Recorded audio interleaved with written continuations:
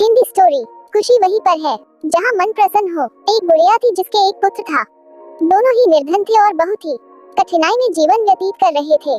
एक दिन बुढ़िया के पुत्र ने अपनी माता से कहा कि यहाँ पर तो मेरे लिए कोई काम है नहीं, आप मुझे अनुमति दीजिए ताकि मैं किसी दूसरे नगर जाऊँ। हो सकता है कि वहाँ पर मुझे कोई काम मिल जाए और मैं पैसा कमाकर वापस आऊँ।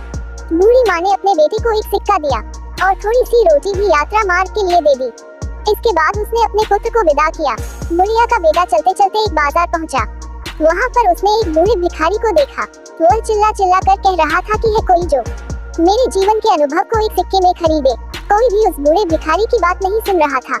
इसी बीच उस युवक ने सोचा कि मेरे पास एक सिक्के के अतिरिक्त कुछ भी नहीं है, क्यों न यह सिक्का मैं इस बूढ़े को दे दूं। उसने यह सोचते हुए कि आजीविका का प्रबंध करने वाला तो ईश्वर है, वह सिक्का बूढ़े को दे दिया। सिक्का देते समय युवक ने उस बूढ़े से कहा कि अब तुम मुझको अपने जीवन का अनुभव बताओ।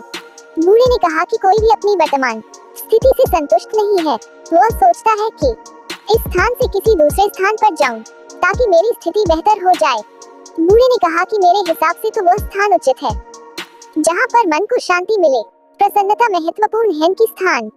बूढ़े की बात सुनने के पश्चात युवा आगे बढ़ गया और चलते चलते एक जंगल में पहुंचा।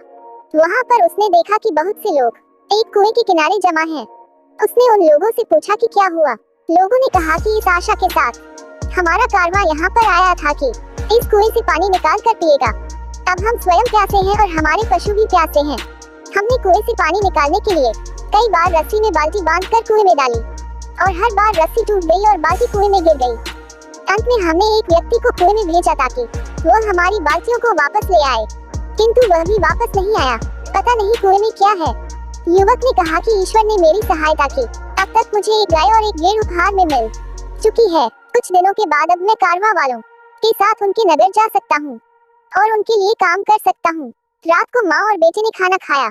माँ थकी हुई थी अतः जल्द सो गई। युवक ने अपनी जेब से एक अनार निकाला और उसका एक टुकड़ा काटा।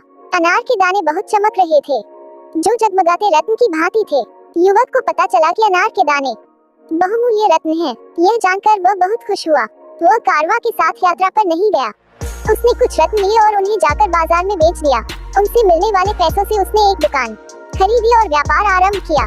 जब भी लोग किसी ऐसे व्यक्ति को देखते हैं जो अनुपयुक्त स्थान पर रहता हो या उसकी आय कम हो और बड़ी कठिनाइयों में जीवन व्यतीत करता हो, लेकिन इन सब के बावजूद भी वह प्रसन्न हो, तो लोग यह कहावत दोहराते हैं, कुजा खुशस्त आंजा के दिल खुशस्त, अर्थात खुशी वहीं पर है जहाँ मन प्रसन्न हो।